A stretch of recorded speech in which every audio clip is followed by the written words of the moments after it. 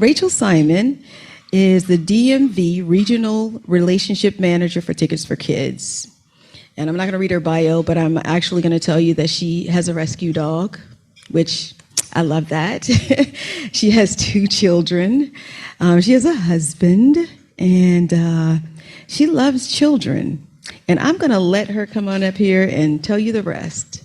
Welcome, Rachel Simon. Thank you, everybody. It's really wonderful to be here today. Thank you, Lisa, for the invitation. So Tickets for Kids, we are a nonprofit that's dedicated to providing access to what we call the cultural assets of our region so that all kids can benefit from the cultural wealth of our community. And we do this. I'll talk a little bit about the mechanics of how we do it. We work with kids age 0 to 25. We kind of recognize when kids turn 18. It's not a magic number. Kids still need support. So we have a number of programs that work with kids up into young adults. So I always like to point that out because people kind of sometimes assume kids, just the little ones. A little history about the organization. So I'm relatively new. I started in April of 2022 when we launched our program here in DC, but we were actually founded back in 1994. We're based up in Pittsburgh, and our owner or our founder really had the idea. She was at an event, looked around and saw a bunch of empty seats and thought, hey, is there an opportunity or is there a way that we can bring people together to connect those empty seats with kids and families who otherwise wouldn't have those experiences? So that was the seed of the idea, and here we are almost 3 decades later. We became a nonprofit in, let me go back here, in 2002. And we've had some mostly organic growth. We work with some traveling productions. If you think of like Cirque du Soleil or Disney on Ice as they travel through different cities. They liked working with us in Pittsburgh and came and asked us if we could help them do their outreach in other places. We've also had mergers, and that's what happened here in DC during the pandemic when everything was shut down. There was a local group that maybe some of you have heard of, not called Most Valuable Kids, and we decided to join forces at that time because we really didn't know what the future was going to hold. So as we were coming out of the pandemic in 2022, I was brought on board to reconnect with the folks that were being served by our predecessor and really grow the program here in the DC area. So that's what I've been up to for the past year or so.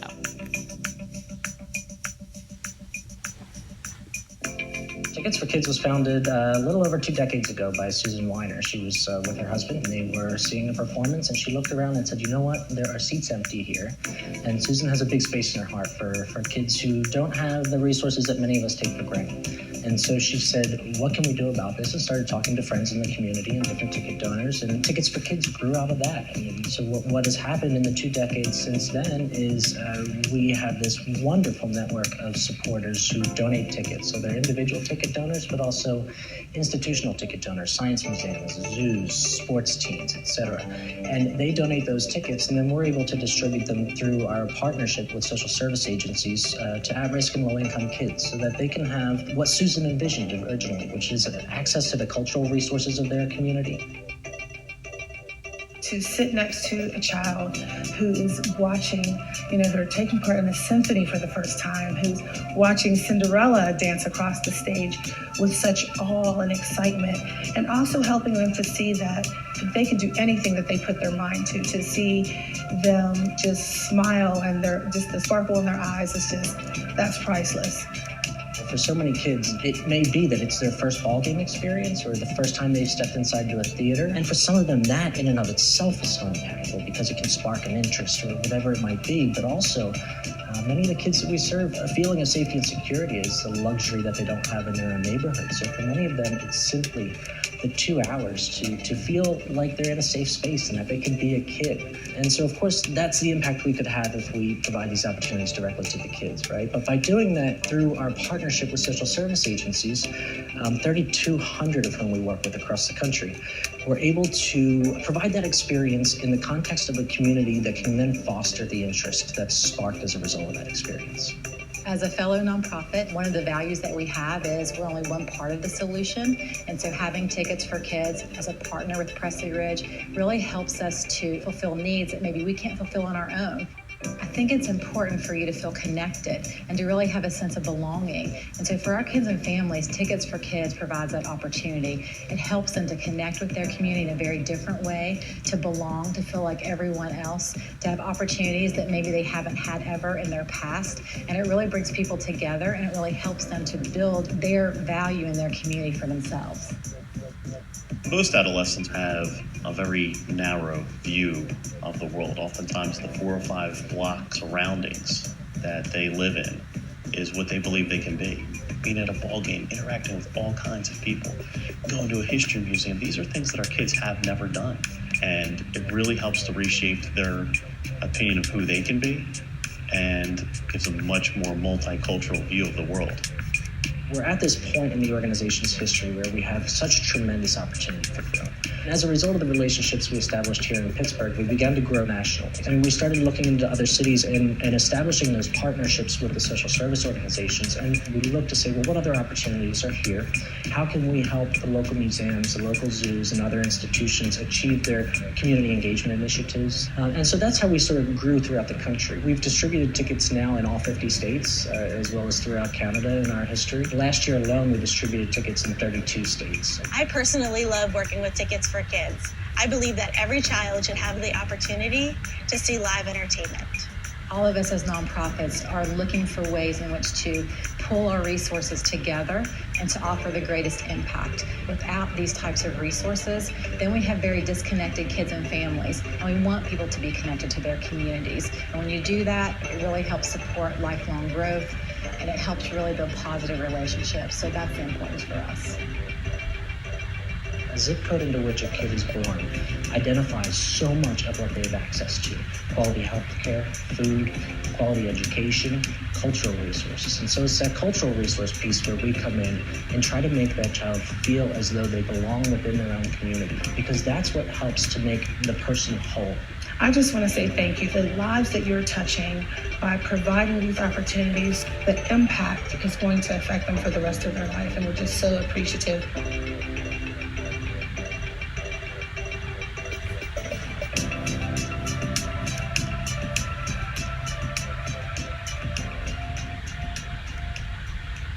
So where do we get our tickets? Our tickets come from a variety of sources. We work with institutions. So if you think about major league sports teams and cultural centers like the Kennedy Center, Arena Stage, or Wolf Trap. But we also work with individuals. We have a lot of people who have season ticket holders, and they are able to donate tickets. Some of the sports teams have made it really easy for them, where they can just press a button and donate tickets to us. Sometimes they just send us tickets out of the blue. And we also work with companies. So we have some relationships with corporate suite holders. So instead of having the suites go empty, they can fill it up with some kids who are really excited to be at those events.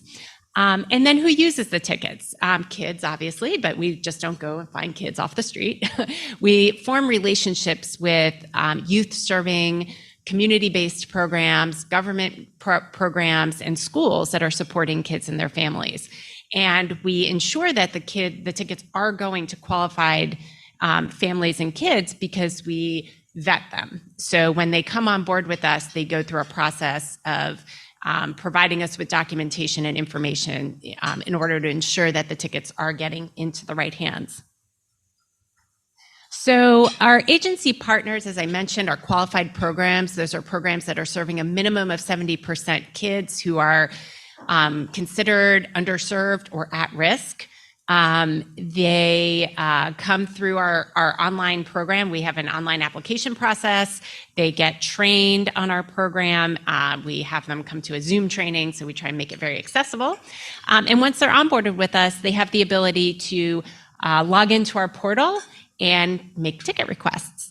There are no fees for any of our program partners because we don't want there to be any barriers to access. We want this resource to be deployed and out there and in the hands of the kids who can be using them. Our agencies that work with us use the tickets to help make long-term impact with the kids that they serve. So one of the questions I get is like, well, is it just a one-off experience? We like to say no, because if a child is being served by an agency, they will have a relationship and be with that group, hopefully for a period of time. So they might have repeated exposure to different experiences through the time that they're spending with the organization. And we don't ask for anything except a little bit of information. So after tickets are used, we ask our partners to come back onto our portal and provide us with some data about the experience. We are donor funded, so that data then becomes very important as we apply for grants to foundations, organizations, corporations, etc. Why do our partners love working with us? Well, the obvious answer is because they get tickets. They get to expose their kids and bring their kids to new experiences. But we really offer them an opportunity or a way to streamline finding those tickets, as opposed to spending a lot of time calling out to each individual venue and each individual team to look for those opportunities. We make a one-stop shop. They come to us and they're able to look at what is a good fit for the kids that they're serving and make ticket requests through our system. The tickets become an additional resource for them to use while working with their kids, to help them meet their goals, or used as incentives, or to provide support or fellowship. So all different reasons. And one of the things I love about Tickets for Kids is that we give our partners the agency and the ability to use the tickets as it best meets their needs. And when surveyed, it's interesting to see that 69% of our partners report that the tickets they get through our program help advance the goals or help support the development of the kids that they're serving. So we're really proud of that number. On the ticket donor side, it's been very interesting. I think I mentioned I started in April of 2022. We inherited a few relationships from our predecessor, but one of my real goals was to get out into the community, raise awareness about the work that we're doing, and look for some new partners. And so we work with institutions, individuals, corporations, really anybody who's in a position to donate those tickets. As soon as we receive a ticket donation, I mentioned a little bit about our portal. That event goes onto our portal. Our partners can go online 24/7 and look for those opportunities that are a good fit. They then come on to make a ticket request, and I have a partner on our ticketing team. She works up in Pittsburgh, but she is dedicated to supporting the folks in my area, and she's 24/7, not 24/7, between 8 and 5, Monday through Friday, managing the ticket requests that come in. As you can imagine, everything is now mobile tickets, so there's a lot of emailing and transferring, and she's keeping track of all of that. Just to give you an idea of the volume of what we're doing, this week we are poised to hit 12,000 matched tickets so far this year. So we are really busy getting those tickets out to the kids in the community. And you can see we've been really successful in getting the word out and bringing partners on board with us. When I came on, we had a few partners. It was the Monumental Sports, so the Caps, the Wizards, and the Mystics, as well as the Nationals were the primary partners of our predecessor. And we've really grown. I made it my goal this year to really diversify the opportunities and make sure there's something for everybody. So from recreation, things like King's Dominion and some regional parks, to theater, music, and of course we still have our national partners like the Harlem Globetrotters and Disney on Ice, which are always really popular events. One of the things I mentioned, we don't ask for any fees. There's no requirements. There are no minimums. There are no maximums. Our partners can use this program, once a week, once a day, once a month, once a year. The only thing we ask is for that feedback and follow-up. And I get to start my day every day reading all of the reports that come in from our partners. And I will say that is the most motivational and uplifting aspect of my job, is that I can see the real world impact of these experiences each and every day. So I have a couple short stories that I just want to share with you. We use 3 words to encapsulate our program: access, inspiration, transformation. Kids can be things if they see them. And so the first story I have is a group of kids being served by the Department of Family Services got a chance to go out and see a musical theater program over at Capital One Hall in Tysons. And they had never been to a professional theater before. The musical was On Your Feet. It's about the music of Gloria and Emilio Estefan. Kids had a ball. I actually got an email that Friday night from the program manager just saying how excited the kids were and couldn't stop talking about it on the way home on the bus. And Monday I came in and he followed up with me saying that 2 of the kids went out into the community, to their local community center, and signed up for acting classes over the weekend because they were so inspired. And this is just, the kids have to be able to see these things, to aspire to them, to want to be them. And it's just so wonderful to see when they take off on their own and pursue passions and interests. And they learn about the world around them through coming to these experiences. Even if they don't want to be on the stage, they are absorbing the world around them. They're learning things about the community. They're being told they belong in the community. This is a space for them as well. So it's just really heartwarming to read these stories. So we send groups out like that, but we also send families. Families are able to use these tickets. So a lot of social workers and program managers will gift tickets to families for special events. Maybe they don't have money for a gift, but they could go to a special event. So we had a dad with 3 boys, huge baseball fans. He was living in a transitional housing program over in Northern Virginia. And we were able to get 4 tickets and a parking pass to the Nats game at the end of last season. And he was just so excited. She was telling me, like, every time she looks outside, he's out there playing catch with the boys, watching the games, and just always a dream to go to an MLB game. So he got to the stadium and wrote me this thank you note that it was like the perfect magical game. They saw a 100-mile-an-hour fastball pitched, and they saw a grand, walk-off home run, and just everything perfect. They got free meals. The Nats were giving away free kids' meals. Like, it was just a perfect night and all. But really what touched me was that at the end of the note, the dad said that, thank you for these tickets, but thank you also for making me look like a superhero to my boys. And I think as a parent, at least I know that I want to give these types of experiences and these types of things to my kids, and to be able to do that for him, there's also an impact there. So those are just a couple of the stories. I could sit here all day and talk to you about all the amazing stories that we get, but hopefully that kind of encapsulates and gives you a little bit of idea of what we are all about. So how could you help? Well, there are a couple different ways I could see partnering with your club or you individually. If you know of a youth serving program in the community that would be a good fit for working with us, we are working with 126 programs throughout the metro area right now, but I know that there are many, many more out there. So I'm always happy to set up a call to talk to them about our program and the onboarding process and kind of get them started with that.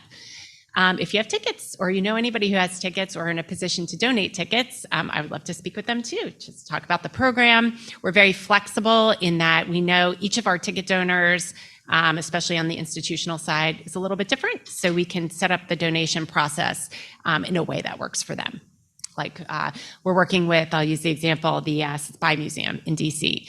And when I started talking to them, they're like, we'd really like to do this, but we can't do this during cherry blossom season, or we can't do this during winter break because our capacity, I'm like, those are blackout dates then. Those are dates that are not eligible. So we can kind of, formulate the program to meet the needs of the donor.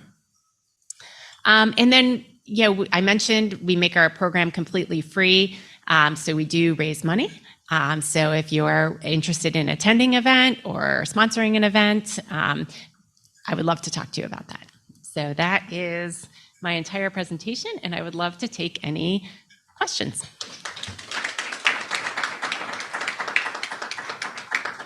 Yes. I run a nonprofit too, and sometimes I say we're in the business of logistics because people have to get to the place. Yes. How do you get your people from here to there? Because it could be an issue, and do they have especially grandparents who could take them, because that's a treat for everybody involved. Yeah, absolutely. I get this question a lot because transportation is one of the biggest challenges in our area.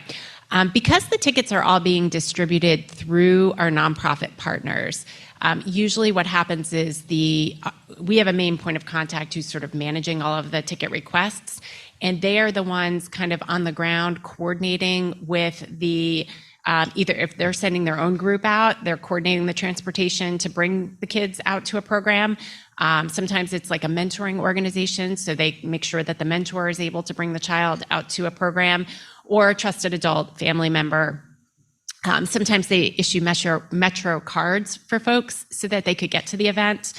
Sometimes we're able to issue parking passes if we have them, but we're not always given the parking passes. So we do know that transportation is an issue, and we try and work with our partners to make sure that that people can get to the events.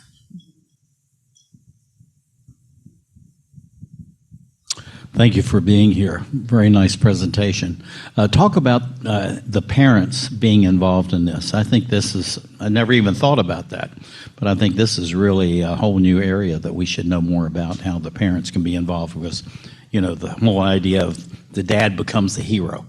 Yes. And there's lots of moms that need to be heroes as well. Absolutely. So absolutely. talk about that. Thank you. Absolutely. So as I mentioned, the tickets can be given to families to be used. Children, we require somebody over the age of 21, I should mention, to accompany the child on an experience, even if the child is a little bit older. So when our partners are filling out the ticket request, we ask them to provide us with that information: who will be chaperoning the experience, they check a box that they're over the age of 21. But yes, these tickets are absolutely designed to be given to kids to be used with their families or other trusted adults in their lives, so that they can build those relationships, have those core memories, and be connected to the community. And that's really, really important. And this is one of the questions I get a lot: can we give these tickets to families? And the answer is 100% yes. Thank you. Thank you for your presentation. It was wonderful. 2 questions. One, are all the tickets donated, or does your organization purchase tickets? All of the tickets are donated. And secondly, how much lead time do you need to make it operational? Great question. So if you look at our official operating procedure, we'll say 72 hours. And that's really because there is a level of coordination in us asking our partners to find adults to accompany the kids and making those arrangements. However, I will say, sometimes things happen a little faster than that, and we try and take the cases of the inside the 72 hours on sort of a case-by-case basis. So a lot of times this will happen with suite donors. We have a corporate suite. They realize at the last minute they either have a cancellation or they have it open. So they'll reach out and say, Rachel, we've got this. Do you have a group that wants to go? So I then call my friend Roz, who knows everybody in DC. I have sort of my go-to list of partner programs who are usually able to kind of turn on a dime and find a group that wants to use the program. Thank you so much for being here. So I wanted to know, you do plays and, sporting events and everything. What is the radius? How far does the trip go between where your station is and, where the kids can travel? Right. So technically my region stretches from Baltimore all the way down to Richmond. So it's a pretty wide net. Most of the work most of the partners we have are here in the DC metro area, although we just started working with the Orioles, which is kind of exciting because they're doing pretty well right now. And then over the summer, we started working with Kings Dominion, which is a little further south, down towards Richmond. So, anything within that area is part of my region. Could you touch on how tickets are used, or if tickets are used for caregivers as well? And separately, if there's any intent to expand beyond kids to other populations in need? So right now we are specifically for kids. We get that a lot as far as other populations, but if to keep within our mission, kids are primarily our audience or beneficiaries of our program. As far as caregivers go, anybody who is a trusted adult with the child can accompany them. And that can include siblings, grandparents, mentors, any relative. One of the things about our program that I really love, and I think I mentioned this a little bit earlier, is that we give our partners the discretion to use these tickets as it meets the needs of their kids and their organization. We don't micromanage that process because it could look very different from a homeless shelter to a mentoring organization to a summer camp. So these tickets are really designed for them to help advance their goals, be incentives, provide joy and inspiration to the kids who they're serving. Thank you for your presentation and your good work. My Lord, you're doing God's work. What would be your ask of our Rotary Club? Maybe we're already participating with you. Are we? No, not yet. Okay. But yeah, I think, as I mentioned, we're relatively new here in the DC area. So I'm looking for opportunities to apply for funding, for new opportunities for ticket donations, really any way to continue to grow our impact and our mission. Well, there's two ways really that a Rotary Club like ours could be involved. Obviously, organizationally, we could be involved through our foundation, but then in addition to that, there could be an ask to our membership. How many members do we have? Like 120 or something? 140. We've got a lot of people out there who could maybe step up and support you. I mean, as I say, you're doing God's work, my Lord in heaven. Thank you. Thank you. So we are hosting what we're calling a friend-raiser event. It's a networking happy hour coming up on September 20th after work right here down the street, 21st and L Street, to the rooftop terrace. So we would love to welcome any of you to come to the event. We'll have a number of our partners there, so a number of our youth serving programs and a number of our ticket donors will be there as well, so you can learn a little bit more about the program and hear about the impact. And really the event is to help raise awareness about our mission, our impact, and hopefully raise a little bit of money at the same time. So we're looking forward to the event. Every week, it's our tradition at our club here to present our speakers with a tree. So we are going to present you with this wonderful tree. This is the tree. No, actually, we're going to plant a tree in your honor. And here's a little pin to go. That's going to match what you have on right there. That's beautiful. So thank you very much.